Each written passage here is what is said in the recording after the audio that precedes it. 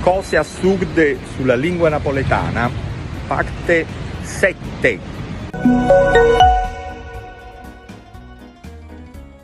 Vabbè, ma tanto noi napolitani ci capimmo stesso.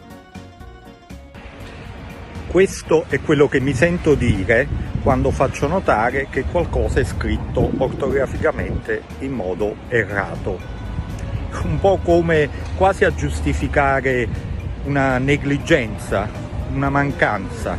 È un po' come sporcare la lingua napoletana, sì, ma è come sporcare Napoli, è come sporcare un muro, che ne so, di Santa Chiara, per esempio, con le bombolette. Più o meno equivale alla stessa cosa, che poi non è complicato, perché basta comprendere quelle 4-5 regole base per evitare proprio gli strafalcioni più grandi.